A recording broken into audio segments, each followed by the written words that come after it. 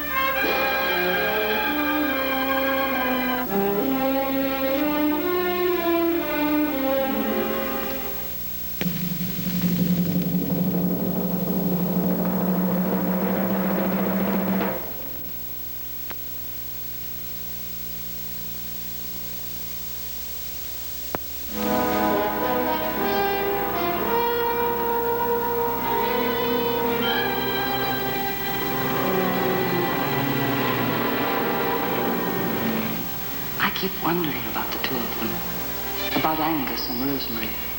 And I keep asking myself, where do these things start? It began, I suppose, in Switzerland, in the summertime, 2 years before. I had just come from a hard winter's work in London.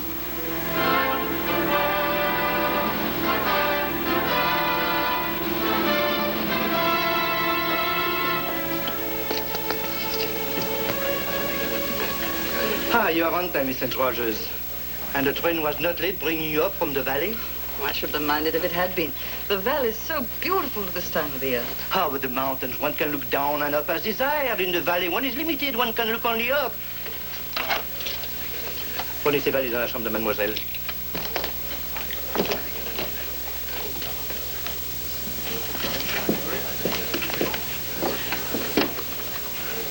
Is that Miss St. Rogers? Yes, madame. The one and the same, as they say.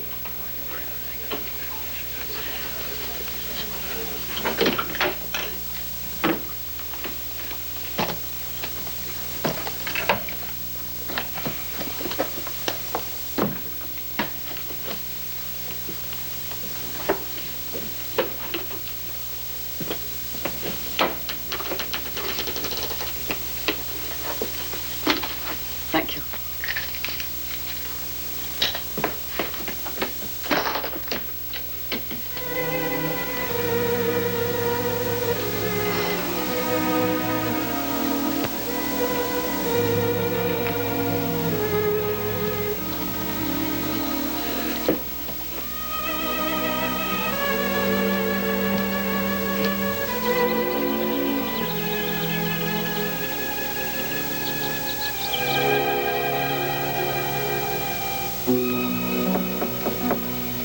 Yes.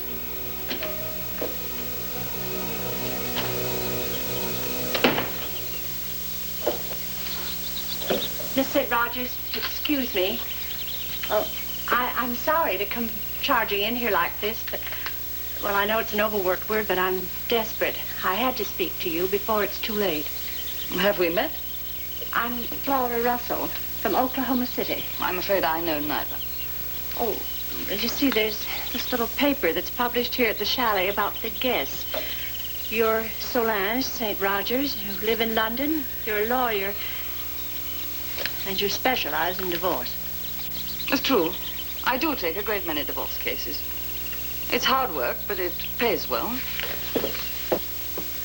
When I read that you were arriving today, I waited in the lobby all morning just to ask you, to beg you to help me. At first, I tried all the little tricks that only a mother knows. Reminding my daughter that he was 20 years older than she. Pointing out that his background and hers were just miles apart. But when she began to defy me, and Rosemary never has, Miss St. Rogers. Never. She's been the dearest child a mother ever had.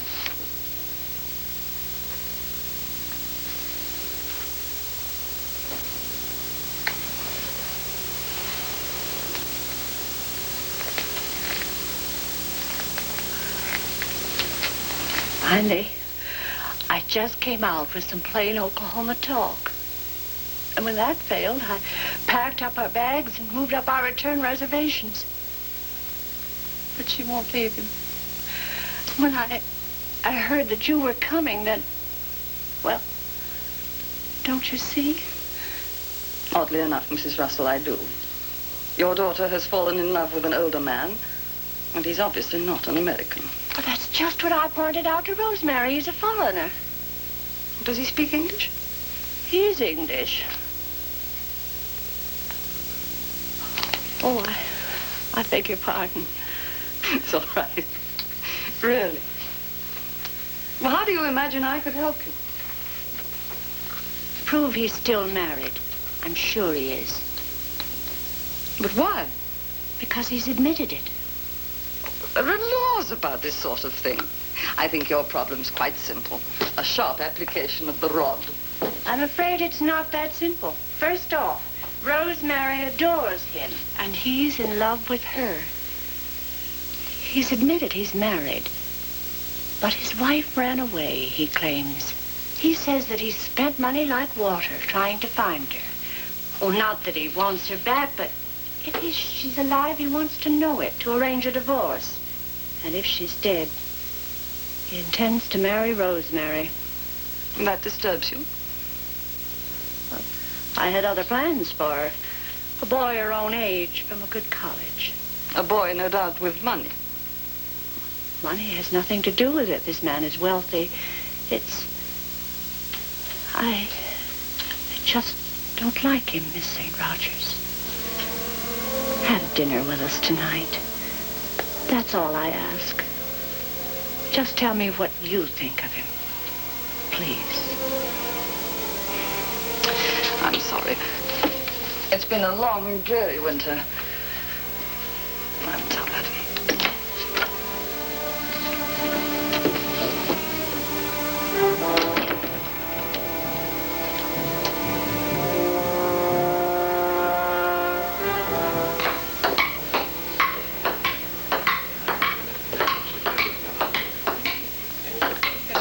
The nicest board of review I've ever met, Mrs. Rogers.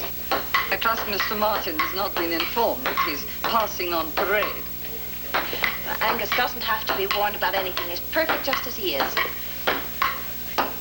I'm afraid Mother's imposed on your vacation. I'm sorry about it, but I'm glad for me. If you could just get her to be nice to the man I intend to marry.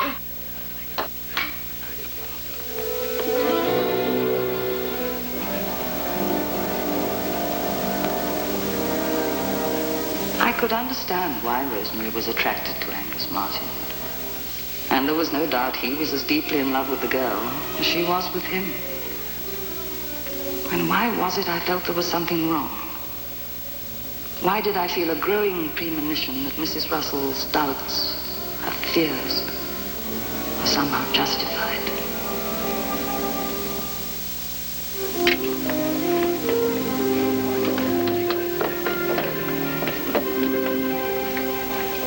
Good morning. Oh, good morning, Mr. Martin. May I?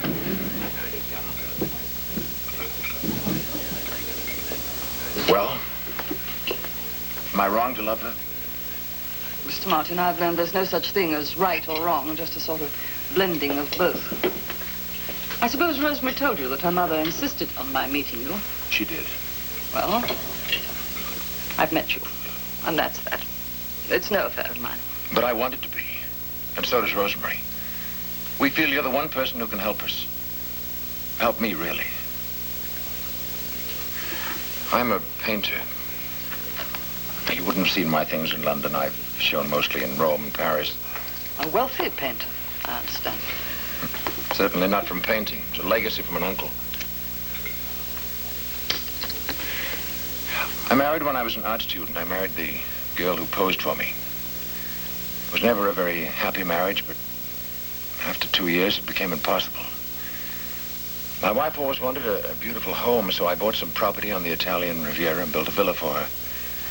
We moved in while they were still building. At first, she seemed pleased, almost happy. But it didn't last. It still seems incredible to me when I think about it. I had to drive into the village one morning. When I came back, she was gone.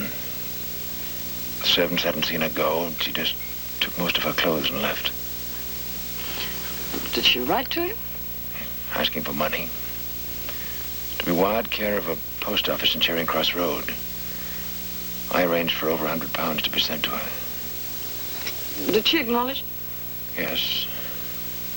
A month later, she wrote to me from Bayswater. She said she was very ill in lodgings there.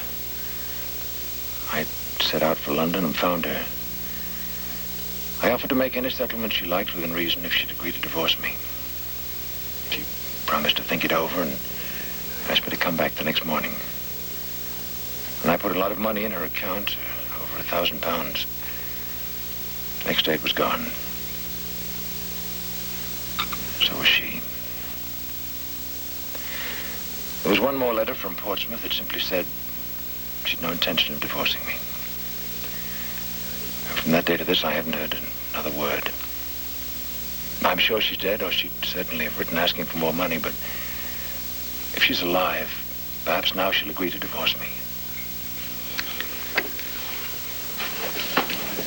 If I can help in any way when I get home, well, we'll see. Mrs. Rogers, we need your help now. Mrs. Russell is threatening to pack Rosemary off to the States. Well, wouldn't that be better? Let them go home. Then when your affairs are straightened out, send for Rosemary. I'll pay you a great deal of money, Mrs. Rogers. I'll have a car drive you down to the valley. You can fly to London, be back in a few days. I'm sorry. I'm afraid I'm not up to it now. I've been standing out there by the lake, counting the minutes, waiting until Angus had told you everything. I could see it was time for me to come in. I'm afraid I haven't been able to persuade Mrs. Rogers. Well, I can't just run away with him, can I? Well, you could, but it wouldn't be a very good idea. Well, I don't much care now. Mother doesn't understand. She can't remember what it's like to want somebody so much. And I've got to be with him. I just can't live without him.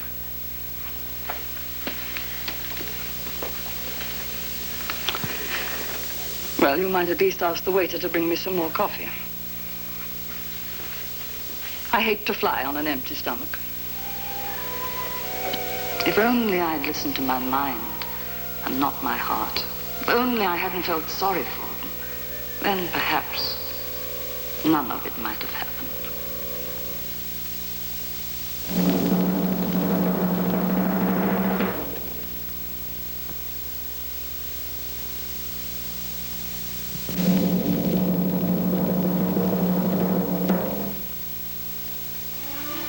So here I was back in London, not a little surprised and dismayed by my impetuous offer to help two strangers.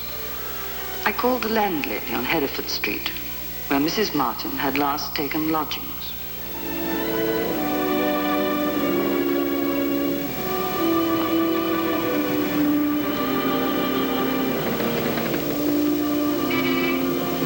Come on, baby, come on. Oh, it won't be a minute. Mrs. Smile? Yes? Oh, I'm Grace Martin's cousin. I've been trying to get in touch with her. I would have come a long time ago, but I've been traveling. I understand Grace has been ill. Oh, poor lady. If ever I saw death in a place, I saw it in hers. And I don't need any doctor to tell me what I can see for myself. Because I know, don't I, Becky? She was wasting away with consumption, she was. And London was not the best place for her, was it, dear? No. I shall never get better, Mrs. Smart, she says to me. I shall never get better, and I'm bound to get worse. But at least I'm going to do it in a place where I was born. We all like to be with our own families at a time like this, don't we, Ducky? Yes, come on. So off she goes, And I pack up for her with my own hands. Don't I, darling? But that's the strange thing about it, Mrs. Smythe. You say she wants to get back to her family, but none of us have heard a word from her. I'm only telling you what she told me, dear. And the luggage was all labelled for Portsmouth. More than that, I couldn't tell the gentleman. Her husband, you mean? Yes, Mr. Martin. Some sort of artist, she said he was. And more than that, I couldn't tell you, dear, except that I got a postcard from her yesterday. Come on. Don't you think I ought to know where my cousin is, Mrs. Smythe? Oh, no, I promised her that I'd never tell a soul. Well, perhaps you could just let me look at the postcard. Then you wouldn't feel that you've broken your word. Well, perhaps I might do that. Of course, if I didn't know that you were related, I wouldn't do this thing. Oh, I do understand, Mrs. Smythe. Here you are. Dear Mrs. Smythe, just a line to let you know I'm comfortable and to thank you again for all you did for me. Yours affectionately, G.M. No address, you see. But it's postmarked Ireland. A place called Killadoon. Oh, it shouldn't be too difficult to trace her. Thank you so much, Mrs. Smythe. Thank you, miss. And I do hope that you'll find her a bit better. Oh, dear. Miss Dandy. Here. Come on. Killadoon, I found, was on the west coast of Ireland, in a place of furrowed fields and wet, grassy hills. If anyone had ever wanted to go back to the land to die, Killadoon was the place to go.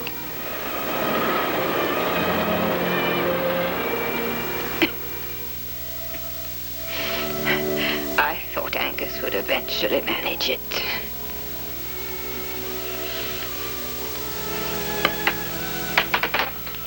You came from him, of course. He'll be so sorry to hear you like this. Sorry. This is what he's been waiting for. Don't you believe it? Even the doctor said it's just a matter of a few days now. You're only just in time.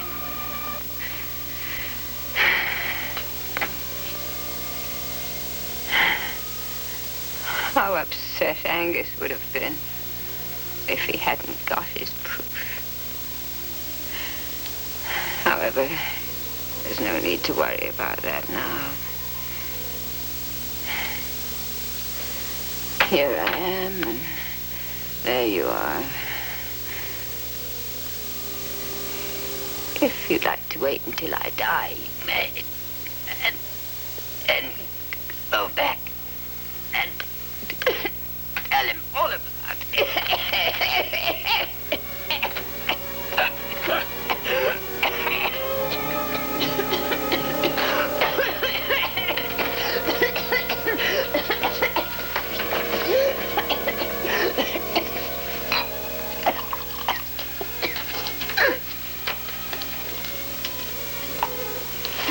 I'm going to cable your husband right away, Mrs. Martin. He should be here.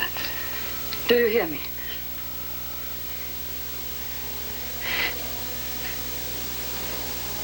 What do you think of him? Of my husband? You don't know what to think. Is that it? I scarcely know him, but there's something about him that's rather difficult to know. I can't explain what it is. You mean that everything seems all right? Yet you have some sort of feeling that it isn't. That's it, exactly.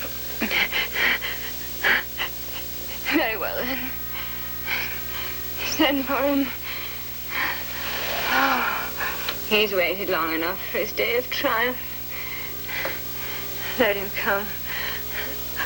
I don't care. Not anymore. Good night, Mrs. Martin. Good night. Don't worry. I shan't die until he gets here. He deserves that much. Least.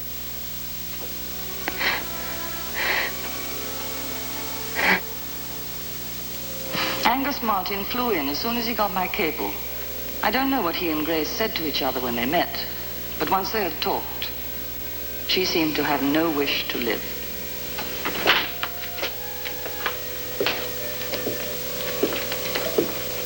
She's asking for you. She's very weak. Please don't stay long.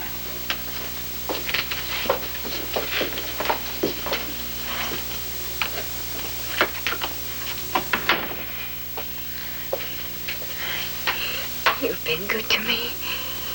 You're the only person who's made me feel wrong about the whole business. But never mind. It doesn't matter. And it can't be helped.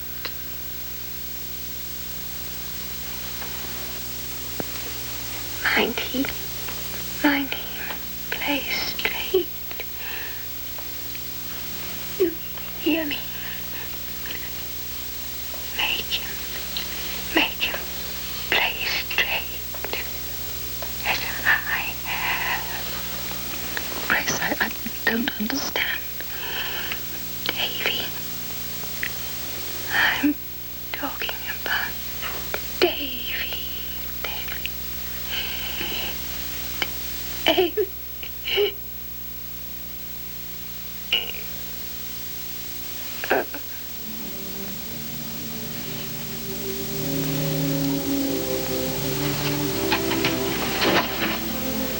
Father.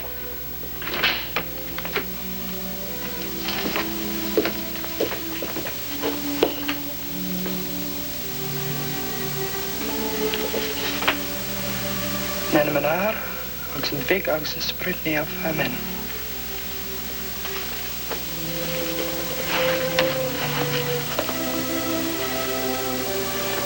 Ego te absorbo nomine Patri et Spiritu. Ego te Who is Davy, absorbo Mr. Martin? nomine Patri et Spiritu. Davy. I don't know. He was lying. Some instinct told me, whatever the reason, Angus Martin was lying.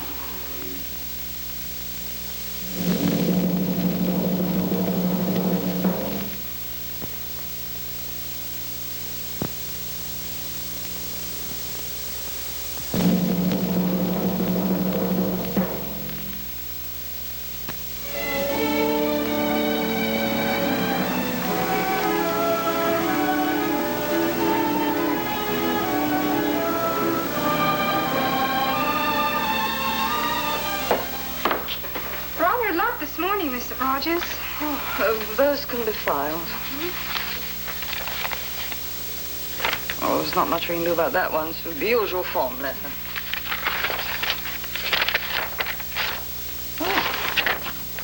I rather thought that one might interest you. I haven't heard from them for months, not since they were married. Oh, it seems they're wonderfully happy. I'm so glad. I'll tell you something that I never told anyone about the whole case. I had a sort of suspicion that the man she'd married was some kind of Bluebeard or something. Shall I cable her you'll come? How can I get away even for a weekend this time? It's Thursday, almost the weekend.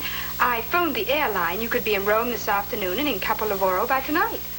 Either you're the best secretary anybody ever had, or you've got something on for the weekend and want to get away early. You haven't been out of this office, let alone London, for months. A few days in the sun would do wonders for you. Has my disposition been so bad? Only now and then. They want me to go and help celebrate their wedding anniversary. And I suppose you've already made the reservations. Why, Mr. Rogers, do you think I'd be that presumptuous? And so I went to Capolavoro.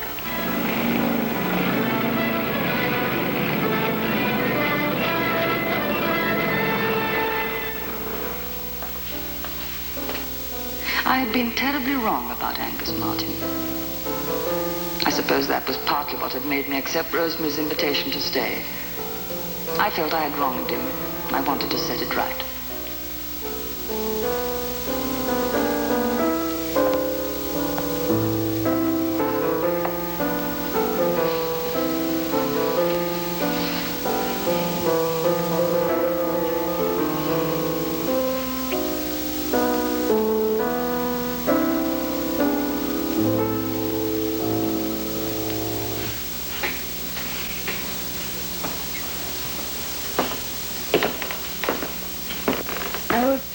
you, darling. It was lovely.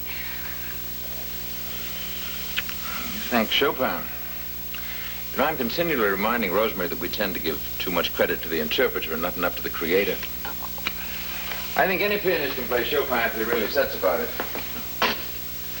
Simply a question of following a blueprint.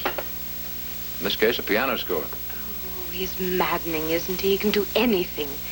Why, did you know that he designed this house, decorated it, furnished it, and even laid out all our gardens? Again, it's simply a question of following a blueprint. Do you feel the same way about your paintings? No, I do not.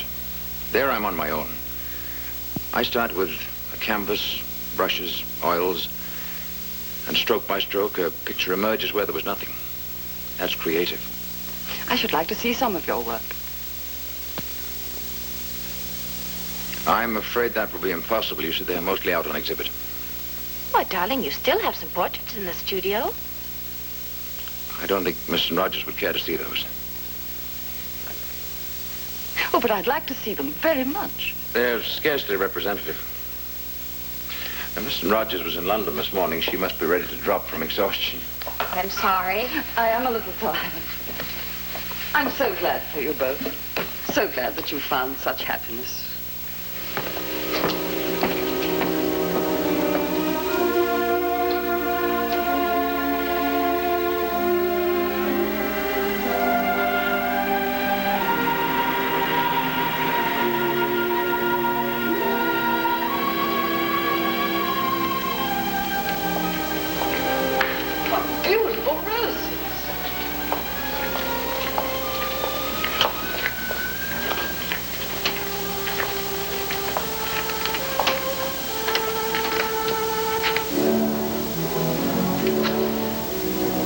Don't you feel well? I don't know. I must have stayed too long in the water. You mustn't overdo it the first day. What you need is a cocktail. I'd love one. Where do you usually have? Out here on the pergola? Well, funnily enough, we never do. Don't know why, though, because it's quite the nicest place to sit. But Angus never will. He says it's drafty. So we usually take cocktails over there in that little arbor where we can sit and look out at the sea. I'm going to go change now. All right, I'll come in a minute.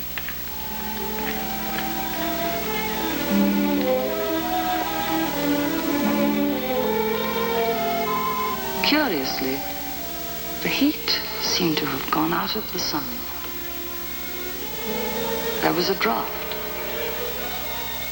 It was not an ordinary draft. It was a kind of enveloping chill. I had the absurd feeling I was not alone. But something venomous was close to me. Of course, I'd simply stayed in the water too long.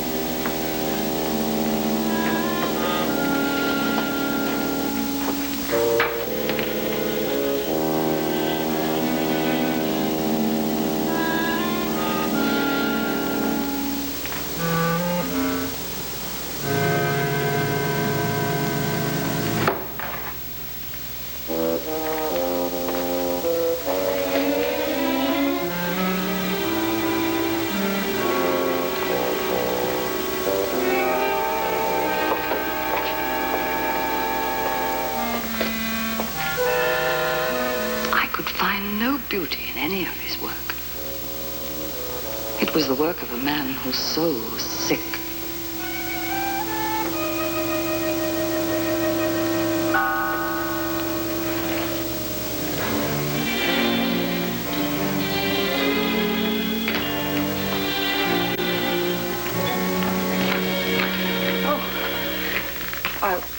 for a minute your husband had come in and found me here. Angus had to run into town. He'll be back soon, though. It's funny about people coming up here, but I'm sure he wouldn't mind you. Looks as though it was painted out of sheer hate, doesn't it? Who is it? Oh, I thought you'd recognize her. It's Grace, Angus' first wife.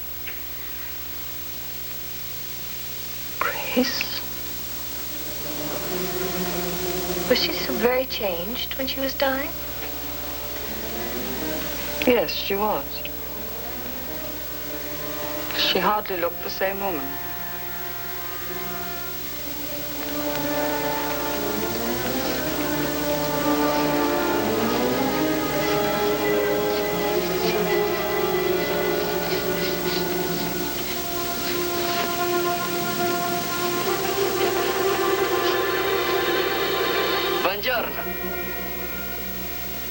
I told you before, I won't have you coming here. I come when I want, and I go when I want. Come to the studio.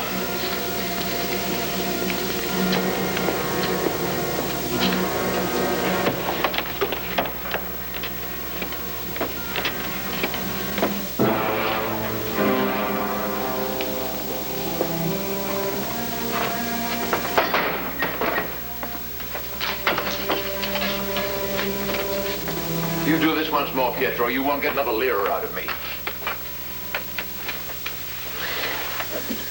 How do you say?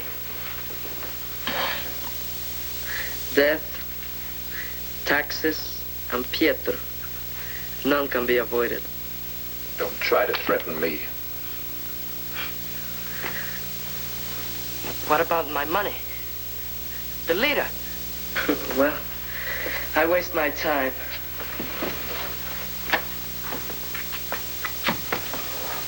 Where's my lira? My beautiful lira. I haven't been to the bank this week. I don't have that much money here.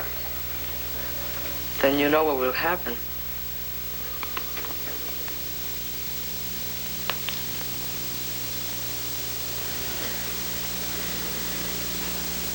We have a guest who's leaving after lunch tomorrow.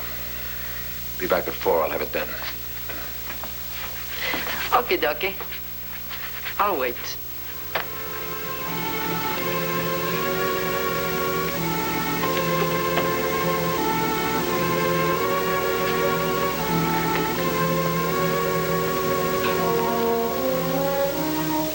But only until then.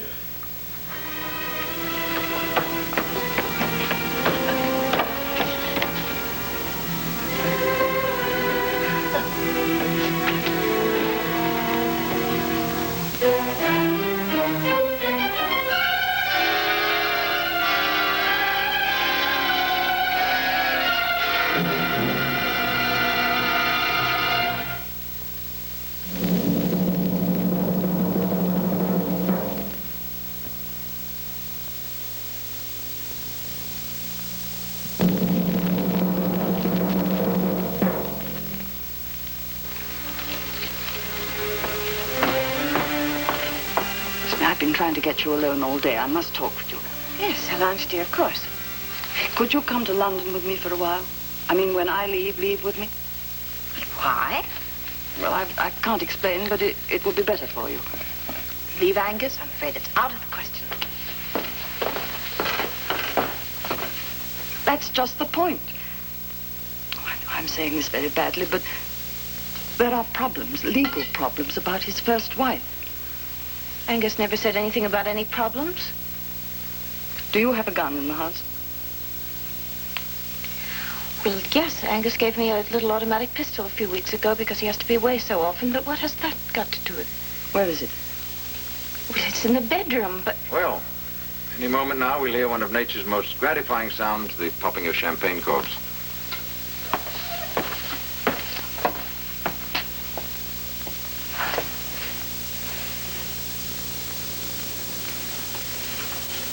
What was all that about? Oh, I love you. You needn't look so grim about it. Oh, darling, Solange suggested that I might go back to London with her for a few days. Oh. You don't mind? It's not a bad idea. You might enjoy the change. You could catch the shows. But, darling, I don't want to go. Oh, I misunderstood. I thought... I said that Solange suggested that I go. Oh. Here's to you, my darling. To us. Solange. And how about a little music?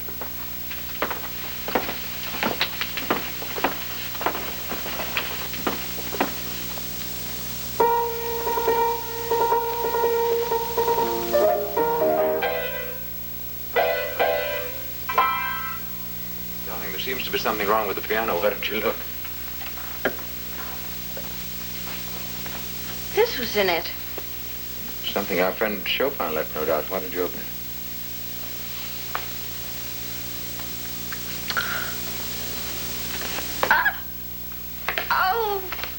Oh, I am the happiest woman in all the world. Oh. Now, please don't insist on seeing me off. I hate people hanging around station platforms. There never seems to be anything to say. But we have to go into town anyway. I don't see why we can't take you. My dear, it's all arranged. I'm a very precise person. I shall drive to the garage. The boy will drive me to the station and then bring my car back. But you could come with us, and Antonio could return your car. Darling, Solange is quite right. You'd hardly be at the station if they're in the hairdressers at the same time. As a matter of fact, we're late already, and I have to stop at the bank before it closes. Well, I do hate to see you go off alone. Goodbye, Solange. Thank you for coming. Goodbye.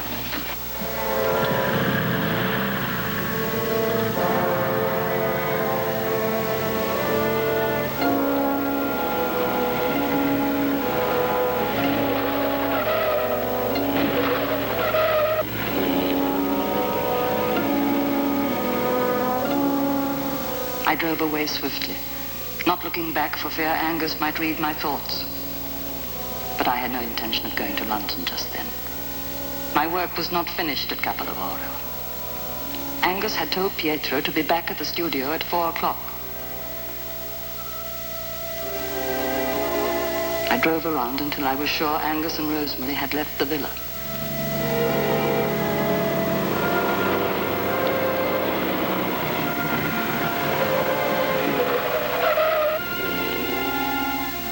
Now there was little time.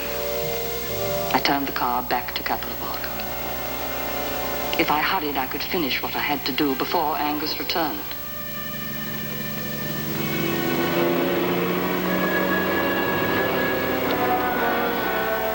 I parked the car in the pine woods near the villa and went through the trees until I reached the pergola.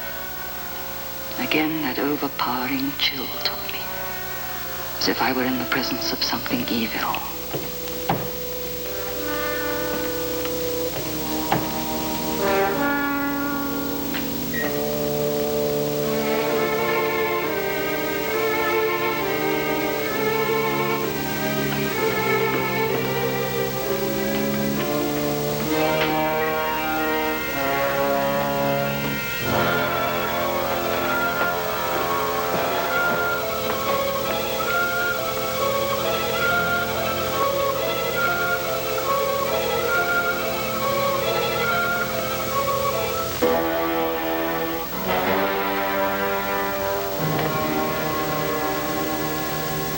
You're full of self-confidence, Pietro. You know my name? I know a great deal about you. I'm a fisherman. Just a poor fisherman.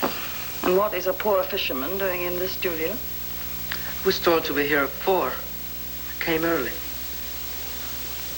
What do you know? How much does a poor fisherman know, senorita? Except to throw in nets and catch fish.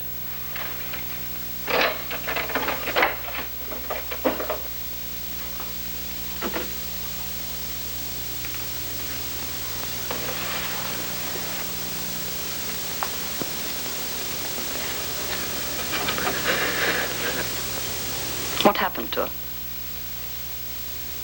15 years, Pietro. 15 years in prison. That's what Italian law deals out to an accessory to a murder.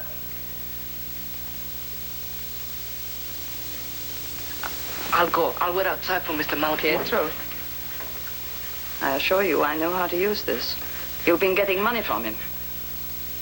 Tell me what you saw. I'll go at once to the police. He was painting. The senora walked into the studio. I heard their voices, angry, loud. I was over there against the door, watching and listening. He hit her. The blow knocked her over to one side. She hit against the radiator, and she didn't move. All right. Now get out. But my money, my lira. Get out!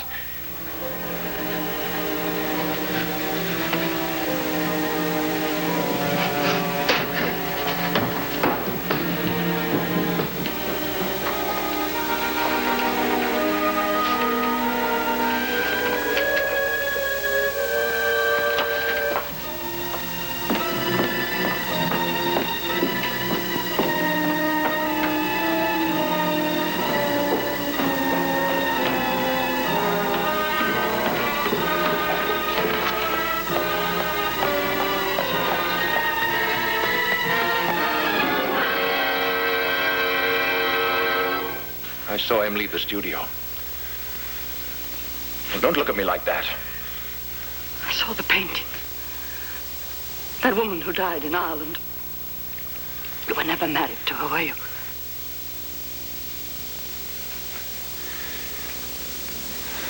No. And you killed your wife. It was an accident. She discovered the portrait and insisted that I destroy it. When I refused, she picked up a palette knife to slash it. I hit her. She fell and knocked her head against the radiator. Pietro. So, Our marriage had always been a miserable one. Everybody knew how I hated her. The police would never have believed it was an accident. When they questioned me, I said she'd left me, disappeared. But I'd no idea where. You've wondered about this pillar, haven't you? I was working with the masons at the time. We were building the pergola. When you make concrete pillars, you build a shuttering out of wooden planks with thin steel rods set inside the shuttering. I waited till it was dark. I mixed a lot of concrete. I brought it down here. I climbed up on a stepladder and I pushed the body down inside the steel rods between the shuttering. Then I poured in the concrete. I discovered I hadn't mixed enough. But when I went to mix more, although there was plenty of gravel and cement, there was no more sand. I got a wheelbarrow, I went down to the beach, and I brought it back full of sea sand.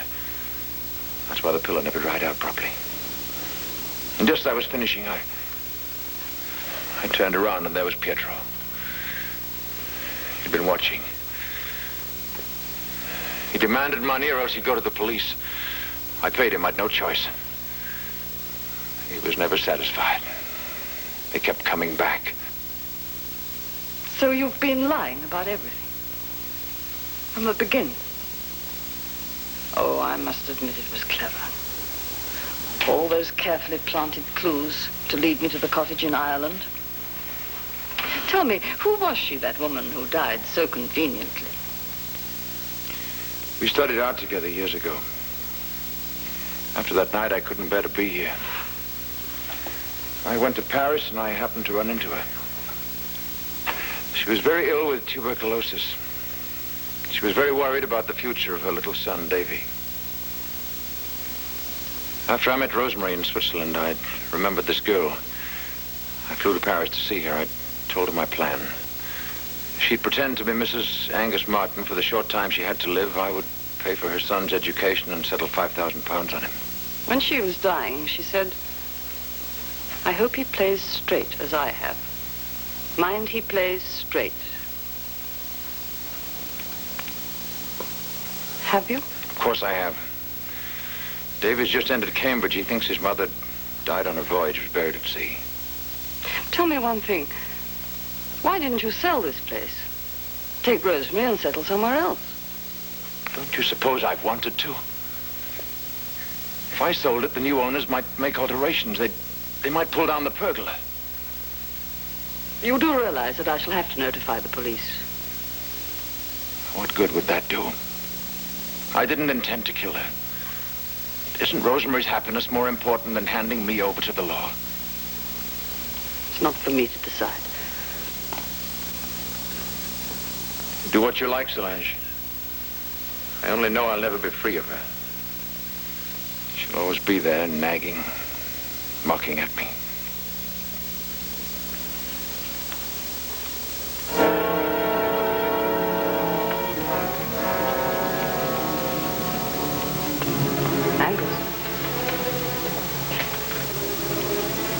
I won't be needing this anymore. Goodbye, Angus. I won't be seeing you again.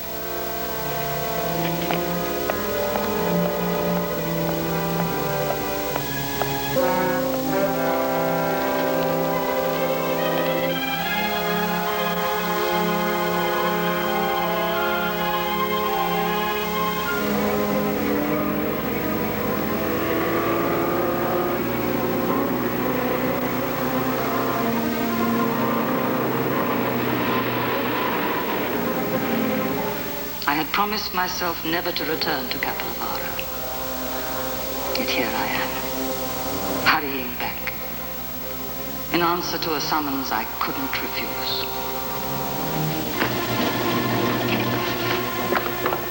I came as soon as I could. I'm sorry I couldn't get here in time for the funeral. Your cable didn't explain anything. No, I couldn't. How did it happen? Well, it happened 3 nights ago. There'd been a storm all week. Rain, a terrible wind. Angus couldn't sleep, I remember. I didn't hear him get up in the night. Next morning when I woke up, he hadn't come in. I ran out.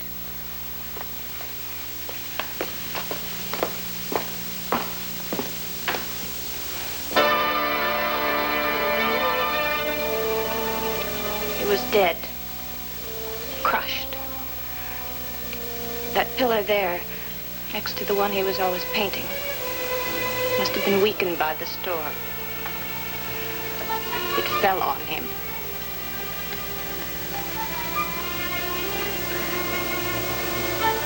Oh, Solange, I can't stay here. I miss him so much. I can't go on living without him. All we had was 2 years of happiness. He was so wonderful, so gentle. You must remember him.